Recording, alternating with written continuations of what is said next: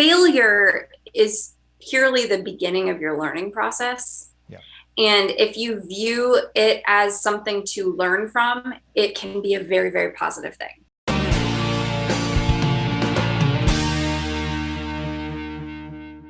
Hey, what's up? And welcome back to the CashPT Lunch Hour podcast. I'm your host, and today my special guest is Alisha Wielfaert. And Alisha is a good friend of mine, but she's also a business creativity life coach. I think she goes usually by a creativity coach. She's owned a couple businesses here in Greensboro, and she just wrote a book called Little Failures. And I was just like, I need to get Alisha on my podcast to talk about this stuff because it's amazing. And if you know Alisha, which you probably don't, she's an amazing public speaker, and she gets people together. And the first time my wife and I met Alisha was at an event she put together. I can't remember the name. It was something for Greensboro. I can't remember. She'll know.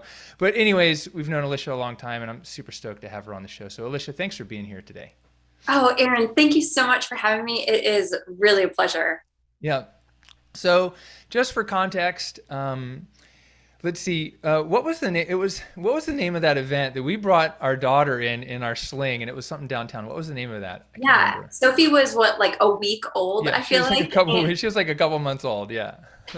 And she was so tiny and cute. We were doing it was a nonprofit I helped start called Face to Face that was about helping people in Greensboro get to know each other for opinions and ideas instead of just bland business networking. Yeah. Right. But it was great because you had all these cool prompts like, hey, in your group, you discussed this, and you made us mix groups, which was cool. And, all the things that people don't want to do when they go into a social event, right?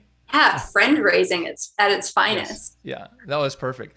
So can you tell us a little bit about what you're doing right now? Would you call it I used to think you called it you're a creativity coach, but I was checking out your website again today, and it's a little bit different. Who are you helping? What are you doing with people right now?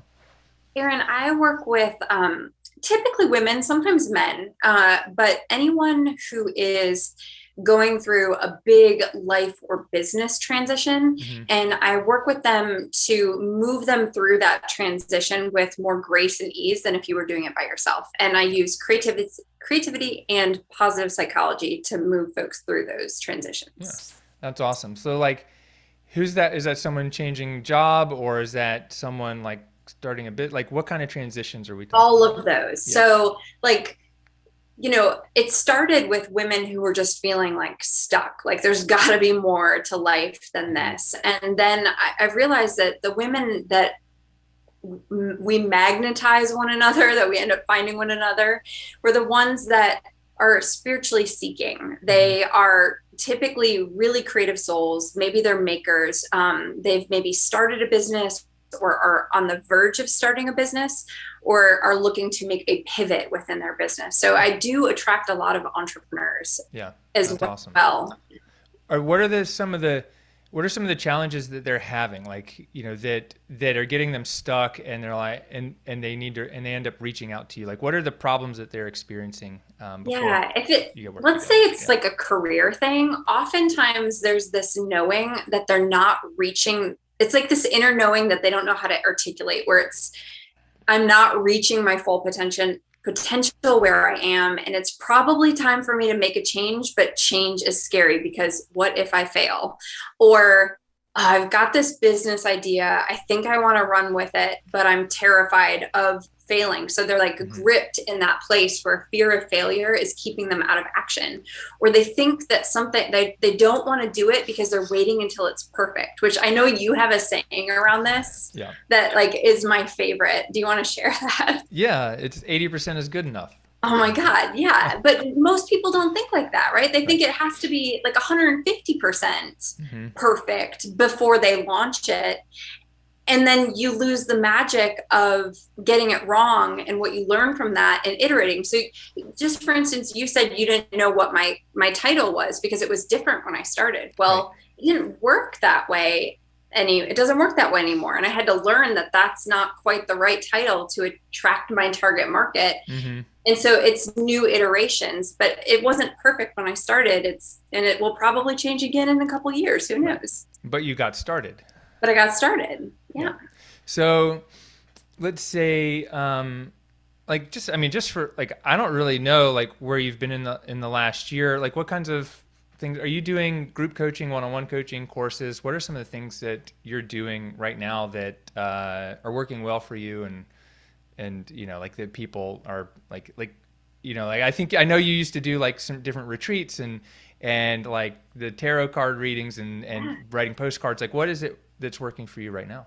Yeah, I've got about four main, income channels, Mm-hmm. and it's the one-on-one coaching, the group coaching. And within that group coaching, I'd say what's super surprising to me is that my biggest revenue stream right now is a morning writing group where we sit down and we do our morning writing together. Everybody's on Zoom all across the United States, actually from California to the East Coast. I've got folks joining in, and I pull, like an oracle card to get the creative juices flowing. You write about whatever you want, whatever's coming up for you. And then we have 30 minutes to talk about what's come up for us. So it's basically like a daily group coaching program. And I've been kind of bowled over at how popular that offering is, and what it's like. I don't know if I can say this, but it's kind of like daily church in some ways. That's awesome.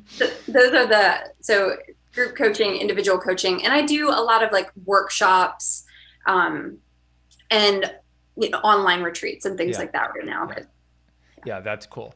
That's really awesome. But okay, so if it's what is it called? If it's whipped cream and roses right now, I don't know if that's a saying, but if it feels like it's going pretty good right now. I mean, I know there's a time, like, you've been doing this for a long time, right? I think 9 years ago you started a yoga studio. You sold it at some point. My wife like became a partner with you. Yeah. It has, that was the best part. Right. Cool. That's awesome. Can you tell us what was so like in the job you were working before you started on your entrepreneur journey? What was it about that wasn't fulfilling for you, or that you knew you needed to be doing something else? Yeah, so I've always been a creative, and I think I spent a lot of my life thinking that there was this path that I should be on, and it was the responsible path. It was the one that was going to, bring in income and have health insurance and 401k and benefits.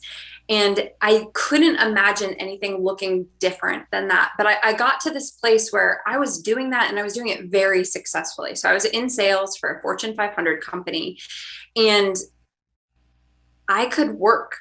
Like, I could bang out everything I needed to do and still have a ton of time on my hands.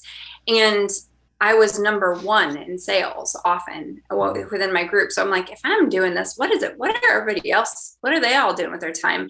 And there was this growing sense that my talents were not being, like, the things that actually I was good at were not being used. Right. And it just became this place where I'm like, I'm dying inside because I'm not using my God-given talents, right? And so I started, I opened the yoga studio. I thought maybe that would be the route, but it wasn't. And I had a lot of coaches during that time, and I thought, gosh, I like what they've done with me, and I think I can do this better. And I don't mean that in an ugly way, but there was like, there's some things that they're not talking to me about that I think coaches should be talking about with their clients. And so I went on to get a positive psychology certification, and I just started coaching. I took Marie Forleo's B School, and she taught me everything I needed to know about email building and list building and starting the right business. And I interviewed like 25 people in my target market and started building out products from those interviews. Yeah, that's awesome. But so your book is called Little Failures, right? So I'm sure there's some little failures and some big ones, and maybe some ones that like I don't even know about. But tell me, you started a yoga studio, and I know running a yoga studio in a gym isn't easy. What was that a failure, or do you see it differently now, or at the time did you see it as a failure? Can you share a little bit about that?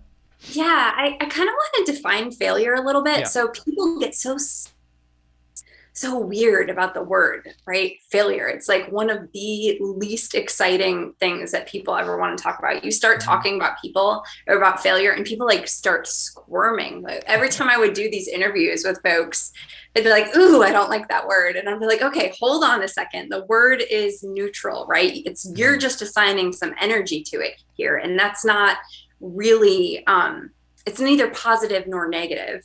And you know, failure is purely the beginning of your learning process. Yeah.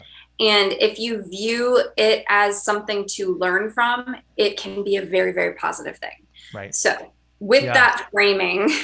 Yeah, we say in our platinum mastermind, I tell them like, hey, we can either win or we learn, right? Right. Because right. Failure is not fatal unless you stop at that opportunity. You know? Yeah, exactly. Marie Forleo, who I just absolutely adore, she tells a story about being on a scooter where she was in Salina, Italy on like the first day of her vacation. And she gets this quick tutorial on how to ride a scooter. And she ends up like gassing it and hitting the brakes at the same time and ends up with this 250-pound scooter on her. So right, shame, like they end up getting it off of her. She's fine. And she's filled with shame. And she talks about how she made them go through it very slowly again, and she ends up figuring it out, and she ends up being able to ride the scooter through the whole thing. And her thing is that if she hadn't got back up and asked them to go through it more slowly, she would have been the failure. She would have been the person still on the ground. But when you try again after failure, you become the person who gets to ride the scooter around the island. And don't we all want to be that person? But you don't get to be there if you haven't fallen first, right? And so, you know, to answer your original question, I would say that the yoga studio was a really big failure, but it was one of the most important failures I've ever had in my life, because it showed me when things don't work out the way you want them to work out and you learn something from them, it provides the foundation for your next thing and your next success. Yeah. So we need those failures to happen. They become the crucible of exploration. Yeah. So tell us what happened with the yoga studio. You ran it for a few years by yourself. Yeah. Right. Yeah. And it got time consuming, and you brought in a partner. Yeah. Yeah. Right. And I should say I was doing it I was basically running a full-time business while working a full-time job, bootstrapping it all the way. You know, I was kind of cash poor at the time. And, you know, yoga studios, they have to have a certain aesthetic. They have to have a certain number of classes to keep people coming into them on a regular basis. And those things just weren't happening. And probably the level of consistency that needed to happen for classes, it just wasn't possible to do that. And bringing in Andra brought in this infusion of energy and excitement, and that really carried us through. Then we were able to offer a teacher training program, but between the two of us, we still kind of were strapped for time in the same way, and the financial piece of it. So we couldn't ever quite get it over that hump. And for anybody who's ever done a gym or a yoga studio, the thing that actually makes those lucrative is not the actual classes. It's really the teacher training programs and the workshops. So if you're not, the classes are just the beginning of the funnel, and the rest of it is the moneymaker. Yeah. So so looking back, like at the time, what did you define was the failure about that? And what's the lesson now looking back? What's the lesson you learned from it? Well, it really depends. So for me, my goal with that studio was to quit the full-time job and be able to support myself. So I didn't hit that. That is definitely the failure piece for me, of pouring tons of money and time and energy in something and not having it pay off. But on the flip side, I learned what it takes to open a business. I learned commitment and follow through. And I learned that even if the worst case scenario happens, I was fine. Like I worked it out. I got there. I now knew how to build community. I knew how to grow an email list, how to run a newsletter. I knew how to network in ways that I didn't before. Yeah, that's awesome. What, so you guys sold the yoga studio. Like, I mean, I think selling is, right. I don't know how much Yeah. selling is a word. You passed it on to someone else and there was an exchange of money. Yeah. Right. Yeah. What was the next thing that you moved on to do?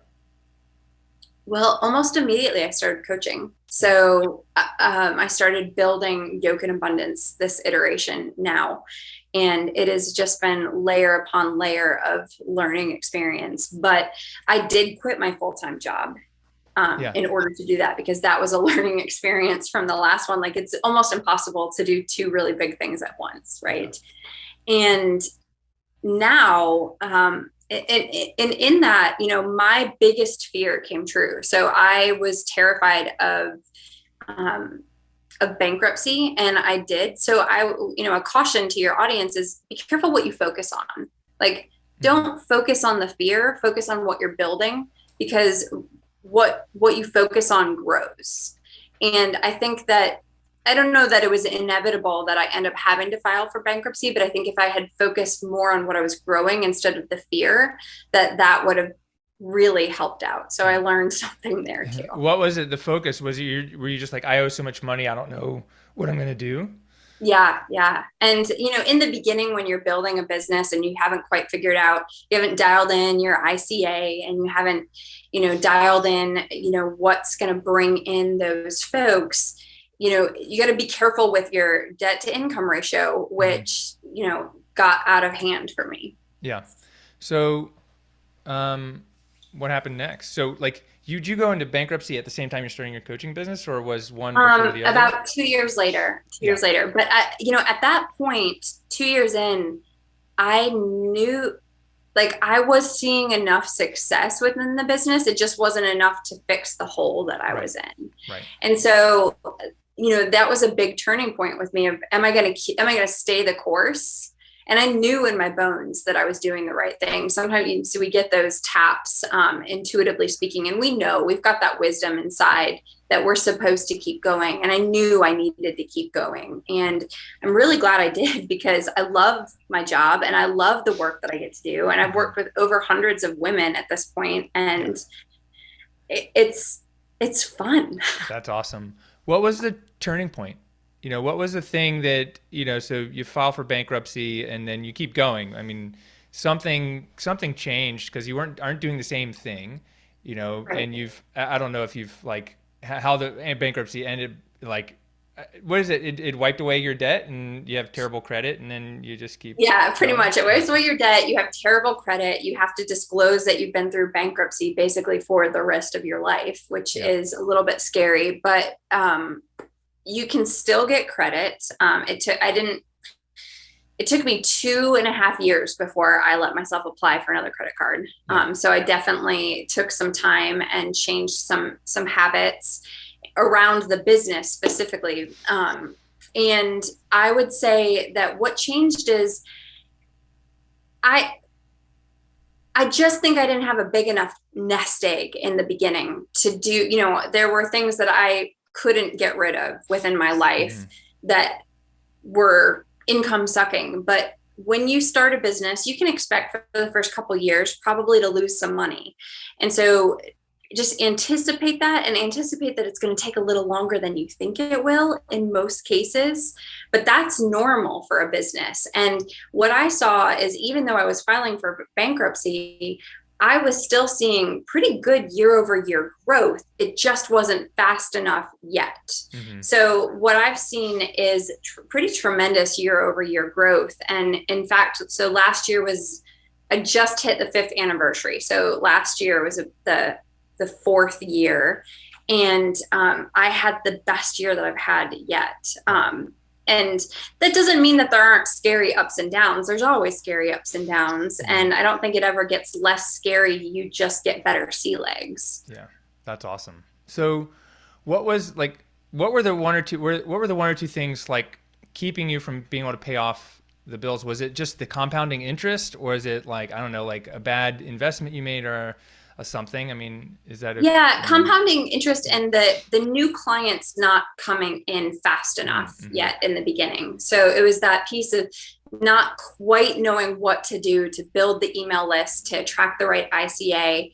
So it was just I think this is normal, especially for new entrepreneurs, is that you have this expectation, like you do the math and you're like, okay, I only need to bring in this per month. But if your email list isn't yet growing and you're not yet doing the master classes that attract the right people, if you're not yet offering the lead magnets that will bring the right people in, it's going to take longer than you think it's going to take. Yeah. Yeah. Real quick, can you define what ICA is? You've mentioned it a couple times. Yes. Yeah. Ideal client avatar. Do you talk about this a lot in your world? I do. I don't use the term, the acronym ICA, but I talk about, having your avatar, and we teach that through our CashPT Blueprint course, and make sure everyone knows that, and their USP, their unique selling or serving proposition. Yeah. So mine, I call her Stephanie, and and there's a couple different iterations of Stephanie in my world, but it's it's essentially, I think about it like the Russell Brunson bridge, right? The client bridge of like, who is that person? If that's Stephanie over there on the other side of the bridge, what do I have that Stephanie needs? And how am I going to walk her across that epiphany bridge to get her to where I am? Right. Yeah, that's awesome.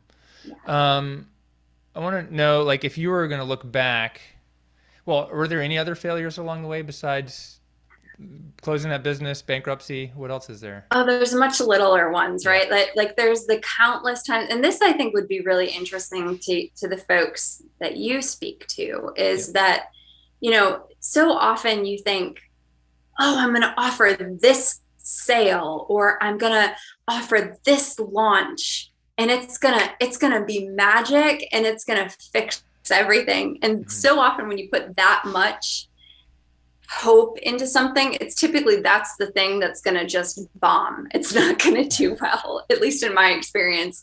And sometimes I'm really surprised at what I'm offering that my clients want. So this is going to sound really weird probably to your audience, but I'm going to share it anyway. I started teaching a course called Embracing Your Inner Witch. And what that all is, what it entirely means is people were put to death for witches for being pretty, being ugly. It's like taking back your own power is really what the course is about, right? So, but it attracts a certain type of person. It has been one of my highest grossing courses. Really? And that blew me away, Aaron. Like, I was stunned. I mean, I was terrified to offer it because it sounds kind of weird, like embracing your inner witch, and it's been one of the most popular things I offer. And that's just astounding to me. That's awesome. Yeah. I think one of the old tricks was, let's tie your hands together and throw you in the river. And if you float, you're a witch. And if you sink, you're not. You die either way. Yeah, exactly. It's ridiculous. So, but, that's awesome. I've had similar things where I was like, I'm going to put a lot of effort into this, and I'll launch it and no one wants it, or a couple people want it, and then they ask for refunds because it was too hard for them. And then other things where I'm just like, throw out this idea and everyone wants it. And it's like nothing new. It's just, I recycled the idea. And, I think if you just stop at that first sign of discomfort, like, you're never going to find success. Right. Yeah. Alisha, looking back, over like the beginnings of your career as an entrepreneur, like through some of these failures, like, I know that those have made you who you are today, and got you to the point where you've got a book about your failures. But is there something, if you had a chance to do it over again, that you would change or do differently? Oh man, like, let's put the caveat that I can take all the knowledge that I have now. I think out of college, I would just have started my business, the coaching business. I would have been blogging. I would have been following the creative inklings that I had, instead of thinking that, I can just move forward. But with a real job. Yeah, the real job. But I'd have to be able to keep all of the knowledge, because everything has taught me something that's made me useful now to my clients in a way that I wouldn't have been had I not traveled that road. Yeah. Yeah. No, I get it. I agree. What's something that you've done that you would do again, or something that you've done that was pivotal to like the progress that you've made so far? Well, I just did something this year that's terrifying. And I think it's important for your listeners to know too. I invested in my first mastermind. Mm-hmm. And I think that the power of being in a room with other women who all go around and share what their goals are and their list sizes are, I've not been dreaming big enough. And I think that alone is worth thousands and thousands of dollars to hear like what's possible. And so when you find the person that you know has the knowledge that you need and they're attracting the types of people that you want to be around, you have to make that investment. Mm-hmm. Yeah. What would you say that what were the hesitations you had in joining?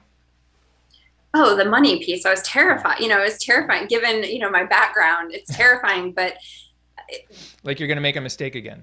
Yeah, like I'm going to screw it up again. That's that. And I know that if I keep doing things the way I've been doing, I'm going to see meager growth. Yeah. And with this book that's launching in May, I know that there are new opportunities that are already presenting themselves. Mm-hmm. And if I didn't get in a room with people who were smarter than me, then I would miss out. I'd be missing an opportunity to leverage that launch, to leverage what's coming. And I didn't want to miss that opportunity to that's get awesome. better. What are some of the like tangible things that you've learned in your group, like that you can take away or share or say, hey, like we did this strategy, or here's this, just having this conversation made a difference? Well, I mean, just hearing everybody's numbers, that alone kind of blew my mind. And so it's new. I'm less than a full month in, but I get a vault of past trainings as well in this. And looking at the types of lead generating ideas that they have is getting, like, I would pay hundreds of dollars just for that piece alone, because we're all looking for ways to grow our email list, to connect with clients in a more personal way, and to show them that we care and that we have what can help them get to where they want to go. And so lead generating ideas has been fabulous. That's awesome. And you've mentioned that a couple of times, like your email list. It sounds like it's one of the best things that you've got. So can you tell us a little bit more about why is the email list important to you and how do you use it? Yeah. Somebody said this the other day, and I feel like this is true. And Aaron, I'd be curious to hear if this is true for you. Yeah. My email list is my direct communication with the people that I hope to be able to work with. And maybe someday that will be a financial work with, but I hope that I'm providing enough value that they're in the email list itself, that when they read something, they always feel like they're getting something from it, even if it's a tiny like mindset shift. But from a deeper business perspective, we're all in this because we're trying to grow income. We're trying to connect with people, do something meaningful, and we want to provide a living for ourselves. So when I have a course, I'm not going to sell anything by putting it up on Facebook or Instagram or LinkedIn and saying, guess what? This course is open. The only way I'm going to get people into that course is if I let my email list know. That's a direct relationship. And in some cases, it doesn't even mean sending it out directly on, let's say you have something really big. Like I offered my own mini mastermind this year. And so the people that I have the direct relationships to, they got private email invitations from me this year, because that's the level of relationship I'm hoping to have with the clients that end up on my email list. It's like when you need money as well, it's like turning on a faucet. So it's it's the water in your kitchen for your business. Right. No, that's awesome. Yeah, my email list has been the most powerful marketing tool I have. And it's just crazy convincing other people to actually buy into the idea that the email list is their most like powerful asset. I don't know. Aaron, I got to pause with you on that and just give you props because, Marie Forleo, when I started my business, Marie Forleo preaches that. And I took her course but you and I sat down one time and had lunch, and you were helping me and talking to me about what I needed to do.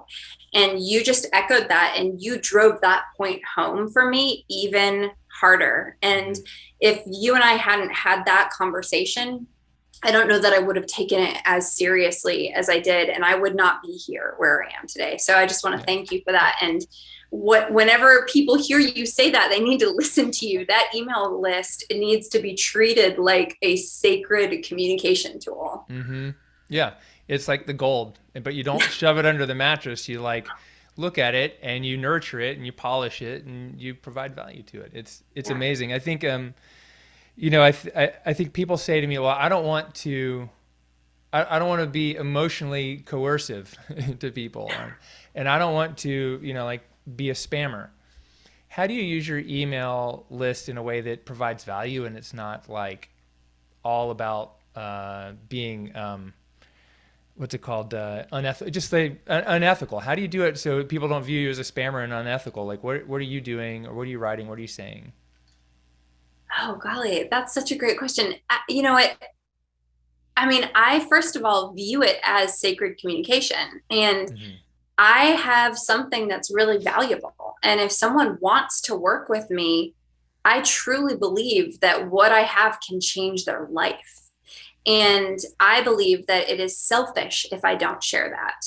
And so they can unsubscribe if they don't want to be there, but I'm always there to give value. And I'm not holding people hostage on my email list. They can unsubscribe if they want to, but I'm going to be, you know, one time I worked for a nonprofit in town. It was part-time, and I was helping them build their women-owned business network. And I was kind of seeing the writing on the wall, and that they weren't, the nonprofit wasn't bringing in enough income to sustain keeping me. So I saw the writing on the wall. And when they let me go, as I was kind of even telling them, hey, we need to do something about this if you want to keep me. When they let me go, they said, it's not personal, it's just business. Well, if it's business, it's always personal. And so that's how I feel about the email list. Like, I'm going to be emotional on this email list, and I'm going to share what's true in my heart, because this is personal to me. It's not just business. My business is personal, and I'm going to keep it that way, because that's what's important. Yeah, that's awesome. That's awesome. What are some of the things that you've done that have built your email list? Like or things that you've done or created that have generated the most like new leads for your email list? Wow, Aaron. So I've taken part in summits, and that is fun and super labor intensive, and they tend to build my email list very well. And there end up being a lot of unsubscribes as well, too. So it's like kind of a little bit of a roller coaster when I've taken part in a summit. And I think that master classes have been a huge asset to my business. Doing a complimentary masterclass where I'm giving away knowledge in exchange for folks, you know, either getting on the email list or getting a workbook or a PDF, because they get it in coaching. And it's probably this way in PT too. Like, they need to know you a little bit, right? Like, they need to see your face. They need to figure out what your personality and your energy is like. And so it's this win-win situation where I'm sharing what I have that's of value to them. And it doesn't build it like huge numbers, but it's the right numbers. Right. It's the high quality people. Yeah. And then the other thing is this book, just the pre-sale campaign for my book added 60 new people alone. Wow. And I was like, that was just the pre-sale campaign. And I'm like, goodness, what's next? You know, what if I've got some ideas for how to utilize that book going forward. But I was really bowled over by what writing a book so far that hasn't even come out has done so far for the business. Yeah. Can you tell us a little bit about it? Like, what's the book about? And can you share a little bit about like why you decided to write a book? Yeah. So I initially wanted to write a book about my coaching process with folks. And I had been working on it all alone for a couple of years. And then your wife, Andra, called me and said, "Hey, Alisha, are you still working on that book? Because I'm joining this book creators program." And I thought, okay, I'm going to try this. And right around that time, my morning writing group that I talked about in the beginning of this podcast, we had this conversation about failure. And somebody said something like, "It's not failure if you learn something." And I was like, "I just really disagree with you." And everybody got super heated. And it was one of those things where I think we talked about failure every day for a week. And I was like, okay, I have too much to say about this topic, and too many other people have something to say about this topic where I think it's of interest, and I think it leads to everything else that coaching, of why we need coaching. What I've seen is often fear of failure keeps people so stuck and so out of action that it's like you fester on the inside. And it's like you've voluntarily taken, like you've drank poison that has an antidote, and all it's so simple. All you have to do is take action. You have to take that 80% is good enough action, and it fixes the fear of failure piece of things. And I'm not saying that if you try, you're going to get it right. And quite the opposite. I'm saying that you're going to try, and a lot of times you're going to get it wrong, and you are going to fail, and you're going to make mistakes, and you're not going to get it right.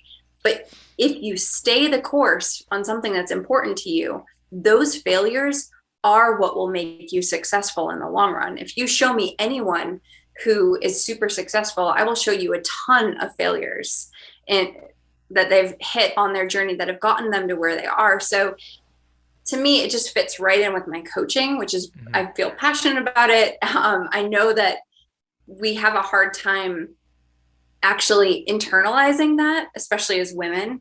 A lot of women, when they encounter failure, they internalize it as, "I'm a failure," instead of feeling like, "Oh, I did something and it didn't work out. Let me glean the lesson." So what I'm talking about in this book is how do you grieve after failure happens to process it?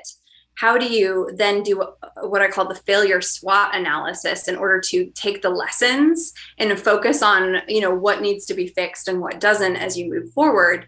And then how do you take recovering action after failure happens? So that's why I'm writing this book. And I think the main thing is that I know it's going to help move people forward into action and through things that are really painful, which is why I wanted to write it. That's awesome. That's really cool. How many books have you sold so far? Over 300, which I'm kind of blown away by, because I'm doing like a hybrid model between self-publishing and working with a publishing company. And most people who self-publish in their first year, on average, only sell like 250 to 300 books. And I just sold over 300 books in my pre-sale. And now it's terrifying, because I'm like, oh crap. Like, have you finished the book yet? No. So I'm on the folks who purchased the book. Actually, right now we're doing a round of edits, and they get to be my beta readers. So that's part of the pre-sale, is that everybody who pre-purchased gets an opportunity to see how the sausage is made in the book writing process, and their feedback will help me polish the book. So that's so awesome. That's really cool. I love that model.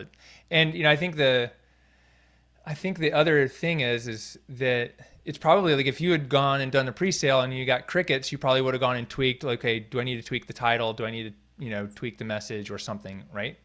Yeah, absolutely. And then you don't have 1,000 books sitting in your living room going, no one wants these things. Yeah. And, another cool thing about this model that they're having us do it in the pre-sale campaign, I started thinking about, okay, this is why I want people to read this book, and this is what I think it will do for them. And then I'm like, oh crap, that's not in the book yet. And so I'm like, wait a second, I got some holes here. So even the selling it before it's done helped me really get clear on what was important, what messages were most important for the book. Yeah, that's super awesome. That's really great. So I think there was, I might have had another couple questions, but I know, did you have something you wanted to I ask do. me? Yeah. I do. So, given that we're talking a lot about failure in this Yeah. conversation, I was really curious, what business failures have you had that you felt like you learned the most from so far in your career? Yeah, I think there's a couple different ones, and there's two that stand out. One for each business.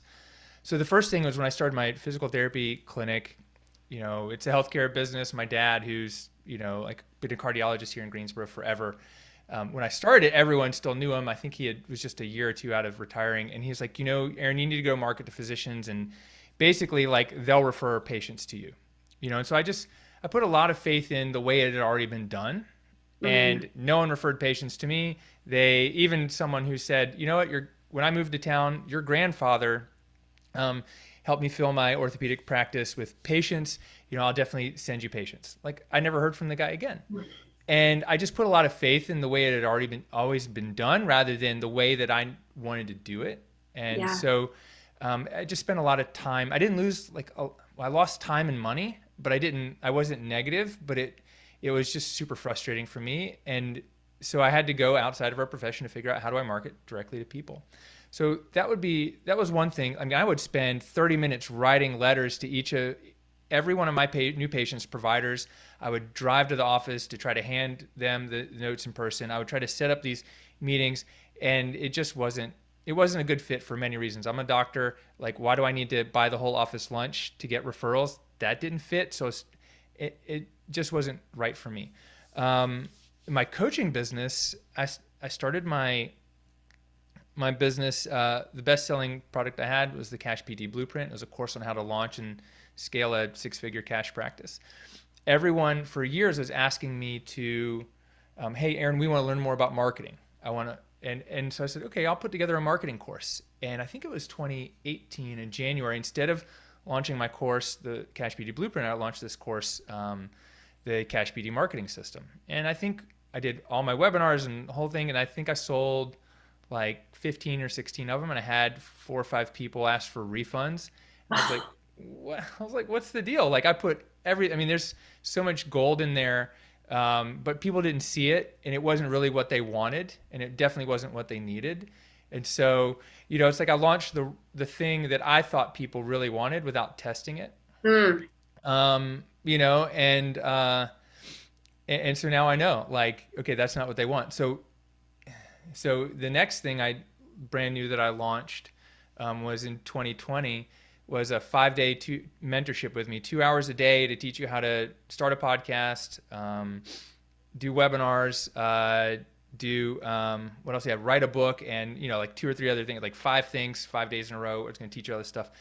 $197. No one wanted it. And I was like, okay. Like, I didn't put, but I learned my lesson. I put 10, 15 hours into building the sales page, not recording 200. episodes.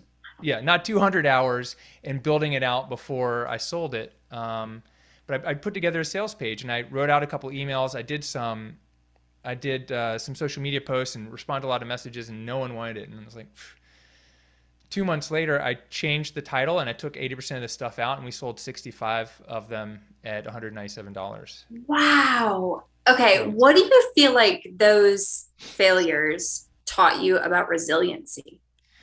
I think what synthesized this the most was, I was listening to an episode of Ira Glass at How I Built This, with the guy who love that podcast, who built Calendly, and he started as like a door-to-door salesman. And he was talking about those early days. Like, he said, I knew if I just knocked on enough doors, I could make $1,000 a day as a college student. But he just had to knock on enough doors. So I know that there's things that I have that are going to hit. I just have to knock on enough doors. And so really what that taught me was 2 things. Don't build it before you sell it. So sell it first, and you have to be willing to knock on more doors, Yeah. Oh my God. I love that so much. In our, so I didn't do a traditional coaching program. I did a positive psychology certification. And in that certification, in our resiliency chapter, which is a lot about failure, they just call it resiliency, right? Resiliency you only get resiliency if you have failed. So it's the Daruma Dow, right? It's this Japanese dowel, and it's like a weeble wobble, and you knock him over and he gets back up. So the thing is that you just have to get back up one more time than you fall down, right? And it's that same thing. I love that so much. Yeah, yeah. And I mean, I've definitely lost money, but I would call it. I mean, I was it a failure? Not try. I think I put $45,000 in credit card debt trying to be a professional cyclist. I mean, was that failure? I never thought I would be that good anyways. So I figured go all in. I've made some, I've certainly made some bad judgment calls and things like that. But I've just been to this point in the last few years where like, I just know the next thing is around the corner, especially with COVID. I'm like, sometimes there's like this week, I'm like, sweet, we got patients on the schedule. And then it snows here and it's like no patients on the schedule Monday and Tuesday. I'm like, well, just going to wait for the next opportunity. So, it's like, you're right. You have to go through the struggles and the failures to become resilient. And especially if you want to grow a business, you just got to get up one more time. I love that. Yeah. Yeah. And, so many people think that they're not entrepreneurs. And it's this idea like, oh, I don't have the stomach for that. But nobody has the stomach for it. You develop the stomach for it. Right. Like, if you want the end goal, you have to develop the stomach for it. Yeah. Yeah. You have to train yourself, right? Just like yoga or working out, or riding bikes. You gotta practice every day, right? I think my favorite quote I can't remember who it is, but I think it's Baron Baptiste, but it could be someone else. It said, yoga only starts when you want to get out of the pose. So as soon as it gets hard, that's when the pose starts. And, because a lot of people are like, sweet, I can do this warrior two thing for 2 breaths and I'm good. But that's not yoga. Yoga starts right at the edge of discomfort, because we don't grow in the comfort zone. We grow outside the comfort zone. That's the best quote. Yeah. Yeah. Yeah. So that's awesome. Was there anything else? Or is that? That's all I have for you. Sometimes people go like, I got 20 things, but I mean, I think Alisha, I think the main thing that I want people to understand who are listening is that no matter how hard it feels and how much you feel like you haven't succeeded, success is just right around the corner. You just have to find the right corner to turn around. Yeah. And there's alchemy in those failures. Like that is gold. It never feels like it at the time, but it is really the failure that the learning comes from. And when you cross that next corner, you're going to be like, look at all this stuff in my backpack that I didn't even know I had, that you now just took with you from the failure. Yeah. If there was one other piece of advice, whether it's, like mindset related, business, sales, something, about growing your business that you could share with our listeners, what would that be? I think the biggest thing that I'm feeling these days that I want for everyone else, especially those who want to start a business or who have already started a business, is the reminder to believe bigger. Just believe bigger and know that if you fall down, if you encounter failure, just like you said, the next thing is around the corner. And when you believe bigger, you get bigger. Yeah. Yeah. I think for me too, it was one of those instances where I'm around people who are so much more successful than me. It raised my level of thought and thinking about what was possible in my world, because what was making $1 million a year, I was like, that's impossible. But I just had to be around people who are making $1 million a month. Yeah. Oh, they're just like me. You're like, oh, that I can see that possibility now. And I do think we all undervalue our own value and potential. Absolutely. Right. Yeah. Alisha, if someone wants to find out more about you, where should they go? And maybe even if they want to check out your book, how do they get information about that? Yeah, they can visit my website, www.yokeandabundance.com, or on Instagram at Yoke and Abundance. That's awesome. I've also got you on the ticket for PT BizCon this year to speak there. So I'm super stoked to have you. So if you guys are interested in PT BizCon, if the tickets should be available, you just go to ptbizcon.com. You get a chance to hear Alisha speak and some of our other amazing guests. Alisha, it's been awesome catching up with you and learning more about you. I've learned things today that I didn't know, and as a friend was afraid to ask, but now that I had you on the podcast and you wrote a book about it, I'm like, sweet, I can ask Alisha these questions. So thank you for being here and sharing openly about your business and your struggles, your failures, and your success. I appreciate it. Thanks for having me. Yeah. All right. This is Aaron LeBauer and Alisha Wielfaert for the CashPT Lunch Hour podcast. Just keep going. Don't stop. Never quit. And we'll see you on the next episode, and see you at PT BizCon in a few weeks. See y'all later.